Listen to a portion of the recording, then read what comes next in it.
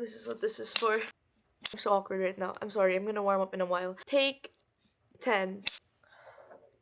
I have honestly been going insane the past few days, and you're like, why? I started dating again.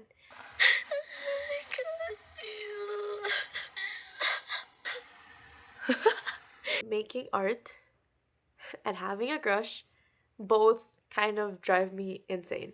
I forget how insane I get when I like someone. So I haven't put out a YouTube video in like so long. I stopped making videos, I think because of my imposter syndrome and because I was talking to someone and it was taking up too much of my attention, honestly. In this podcast that I was listening to, it's called Wild Geese. Whenever I watch her videos, I can't just watch it once or twice. I have to constantly keep going back to it because I gain a new piece of information every time I watch it, and I just feel so connected to her. In the video, she said that when she started her podcast, the reason why she didn't continue for a long time was because all of her attention was on dating. Her creative projects were the first thing to go. That's me, especially with this. I feel like normally when I have a crush, it takes up a lot of my mental capacity. I can't help it. That's just how I am.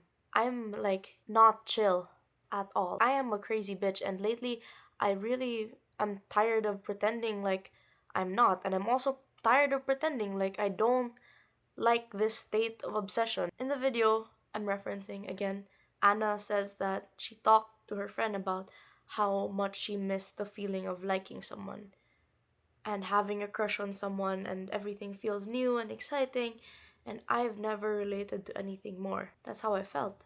Because the state of desiring something is desirable. Everything's new and like, oh my gosh, I'm gonna go on a date with him and I'm gonna pick a cute outfit and I'm gonna take cute videos of us. And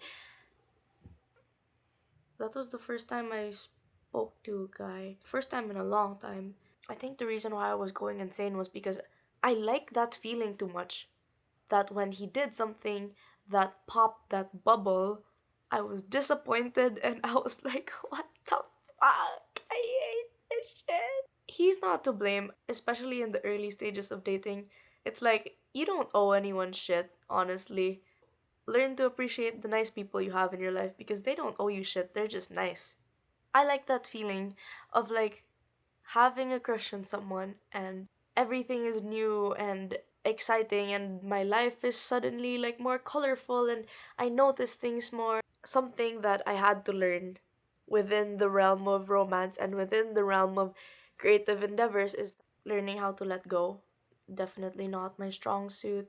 Control is a fucking illusion. I always feel this need to know where something is going, to know if something is gonna happen, to know what this other person is thinking. Ever since I was a kid, I've had this weird fixation. I feel the need to always know what's the best possible choice for this situation. So let's say I'm talking to a guy and I'm faced with the choice of like, do I stop talking to him or do I not? I need to know what's the best choice. And I'm not just saying the best choice for myself, but I need to know the best choice possible, like scientifically and like the general average.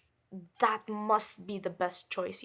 But what I've come to learn is like, none of it is inherently right or wrong. None of it is inherently good or bad. It's all just experience. That bad piece of art, that bad experience with dating, does it have to reflect your worth as a person? I'm gonna reference this Substack that I found.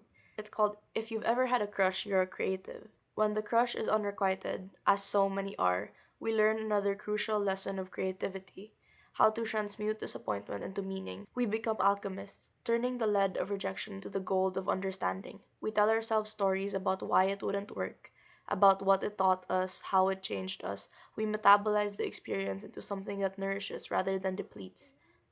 Isn't this what we do with failed poems, abandoned paintings, stories that refuse to resolve themselves? We salvage what we can, we carry the lessons forward.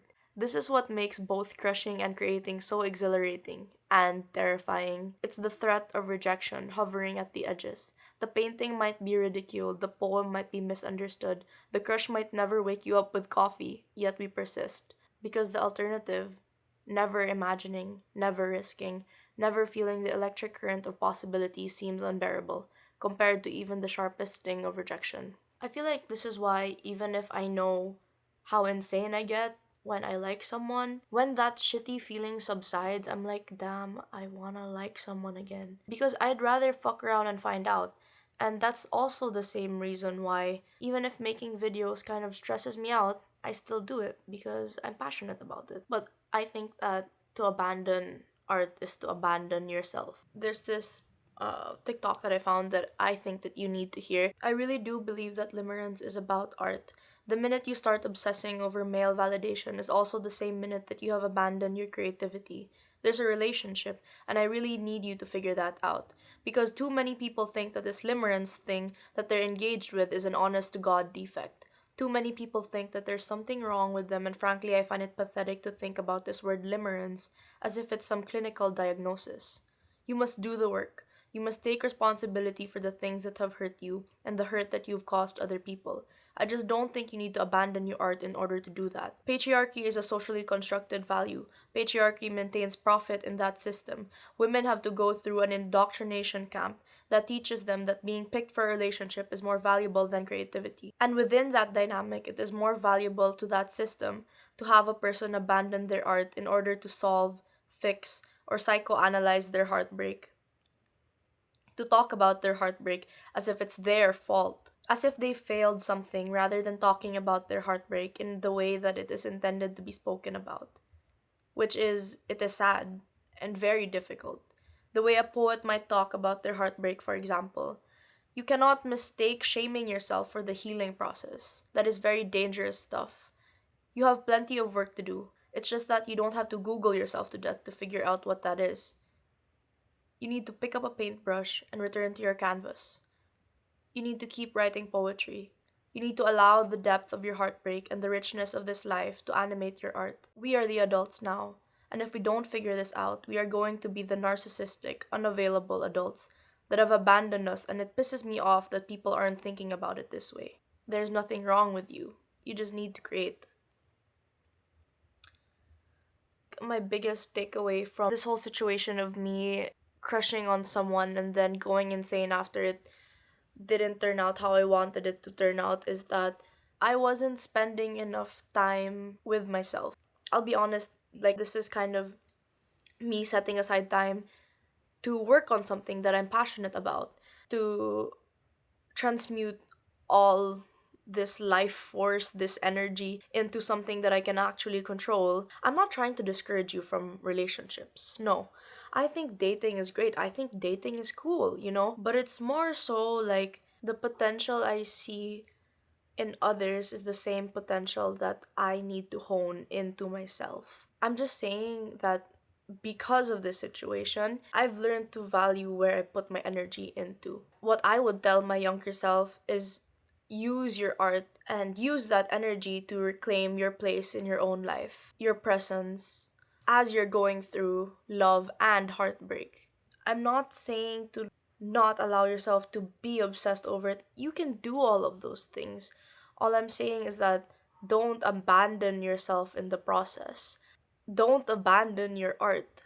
I'm gonna reference this TED talk that Ethan Hawke did, the guy from Before Sunrise, and I think that everyone should watch it. I couldn't stop thinking about it after I watched it the first time. Do you think human creativity matters? Well, most people don't spend a lot of time thinking about poetry, right? They have a life to live and they're really not that concerned with Allen Ginsberg's poems or anyone's poems until their father dies. They go to a funeral, you lose a child, someone breaks your heart, and all of a sudden, you're desperate for making sense out of this life. Has anybody felt this bad before? How did they come out of this cloud? Or the inverse, something great. You meet somebody and your heart explodes. You love them so much you can't even see straight. You're dizzy. Did anybody feel like this before? What is happening to me? And that's when art's not a luxury. It's actually sustenance. We need it. the part where he says, has anybody ever felt this way before? Has anybody been this sad? Has anybody ever been this pissed off over a guy that they weren't even exclusively dating? Yes.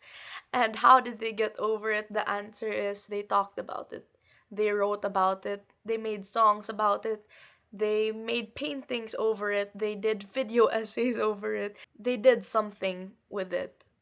Because love and grief, it doesn't just go away, you know? And if we don't allow it to flow through us, it's gonna fucking eat you alive. Think about how our emotions kind of fluctuate. And when we feel out of control, when we feel out of balance, art is a tool to help us gain that balance. Putting your energy into something is gonna help ease your mind. It's gonna help slow down your nervous system, and being in that flow state and allowing yourself to really be immersed in the experience of creating something, it honestly makes you feel less alone. When we go through difficult experiences and when we have these negative emotions, and the immediate like reflex we have is to distract ourselves, to mindlessly scroll, to go back to that old person, to just numb ourselves instead of allowing ourselves to sit with it, because obviously sitting with it and acknowledging the pain, it's harder than just quick comfort. Think about it, your emotions are fluctuating, your emotions are at the high, and instead of allowing ourselves to go through the motions by adding more stimulus and distracting ourselves, it gets more out of balance. I guess what I'm trying to say is how we get over things and how we heal from things is through expression, self expression. It's through dialogue. You always have your art, whatever it is. I feel better now, to be honest with you. Like, I've cried about it, I've talked about it, I've allowed myself to be sad about it. Every guy that I meet somehow gets better in different ways. Sometimes he's taller, sometimes he's more emotionally intelligent, sometimes he has better hair. It somehow gets better every time. That's because of the gained self awareness from each experience. Every time you meet a new person, every time you make a piece of art, it teaches you what you like, it teaches you what you don't like, and you carry that with you forward. If not for that piece of art, if not for that person, you wouldn't have known that you liked this. You wouldn't have known that you wanted that. Treat everything like an experience. I was listening to Kanye this morning and I was just thinking about how his music was so good. And I was like, I don't think his music would be this good if he didn't have BPD. He alchemized his pain, he alchemized his experience into his art. I think God gives us this pain, this energy for a reason. I liked that feeling of having a crush, and so when he did something that kind of disappointed me, it was like I still wanted to have a crush on you, but I'm realizing that I don't need to have a crush on someone to pay attention to my life. I'm gonna again quote this substack that I'm talking about. I'm afraid not enough of us are crushing on the world itself. Yet that's what attention truly is. See? And then she references this scene from Lady Bird. You clearly love Sacramento. I do? You write about Sacramento so affectionately and with such care. Well, I was just describing it. Well, it comes across as love. Sure. I guess I pay attention. Don't you think maybe they are the same thing? Love and attention. A form of devotion, a kind of longing. Basically, when you start to notice the beauty in the mundane, I feel like sometimes we have to feel disconnected from ourselves to reconnect. It's crazy because the reason why I started picking up my camera again was because I felt that imbalance. I couldn't control it. I didn't know what to do with all that energy. And creating something and doing something with it actually made me feel better. Even if for the first few hours I was just completely crashing out, crying, and screaming into a pillow, but I think that that's also part of it. It's like I know people don't owe me anything, but I still get disappointed, even if it technically doesn't have anything to do with me. It's not my fault that he didn't have the emotional capacity to meet me where I'm at, but it's still disappointing and it still stings. But fuck it, we ball and we talk to our camera. We keep living and we gotta do something with this energy. It's such a waste. It's such a waste to just let it consume you when you could do something with it, make something cool, work on that project, or like write a fucking poem. Like my sister, she writes poems. She doesn't post it, but she keeps it, and these poems are from like really dark times of her life. How does someone write like this?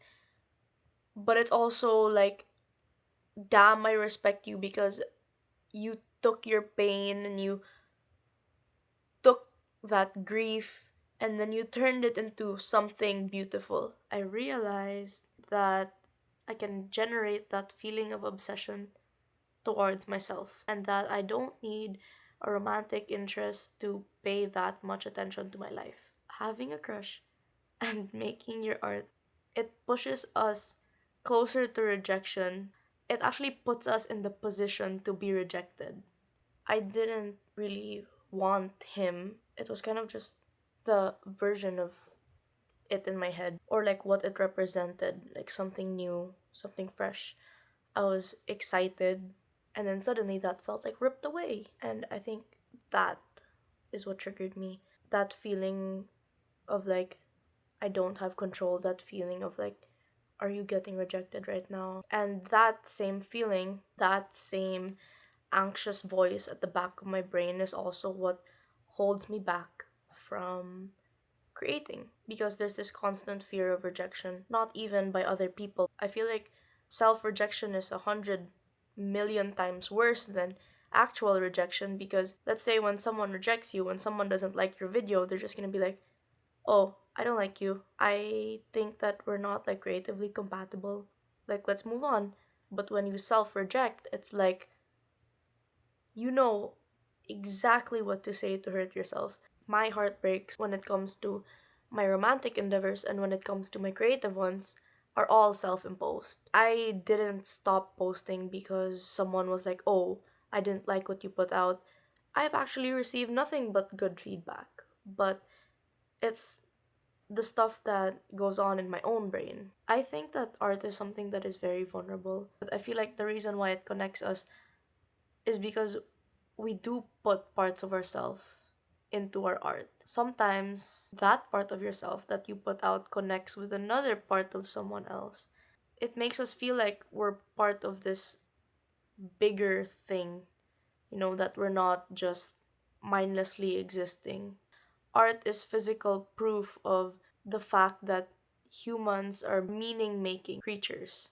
We find meaning, we create it, and art is direct proof that we're human, direct proof that we care. Making art is vulnerable, liking someone is vulnerable because it takes putting parts of ourselves out there and putting out the possibility to be rejected in yearning for something possibly more. I mean, for art and love, it's kind of the same thing. To feel connected to something else. Learning to not scrutinize parts of yourself while going through those experiences is what is so important for me. Just learning to not hate myself in the process of any of it, both having a crush and making my art, times when you're like questioning your worth and projecting your shame onto this project or onto this situation with this person. But making the conscious choice to be like, why am I doing this in the first place? I'm doing this for connection, I'm doing this for myself. And so if it's not serving me, then I'll let go. This doesn't have to have any direct correlation to my worth. My worth doesn't have any direct correlation onto anything other than the fact that I'm alive. And so if I put out a bad video, if I'm not compatible with someone, it doesn't say anything about me. But that's hard to actually believe. But again, it's a practice.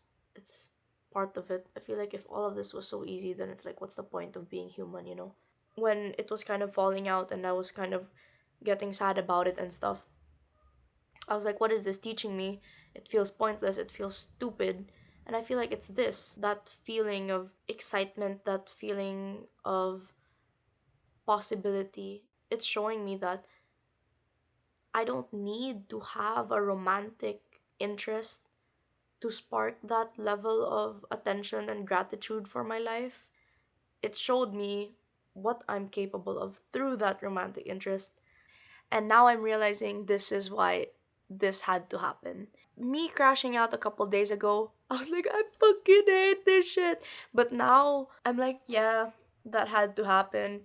Yeah, I see it now. Thanks for making me go a little bit insane, even if it really had nothing to do with you. It was all me versus me. I got a YouTube video out of it. That's it. Don't forget to create whatever it is you want to create. Make time for it because it's important and you're important. And it's you. It's that part of you that needs to be expressed, the part of you that wants to feel seen. All of it is okay. None of it is good, none of it is bad.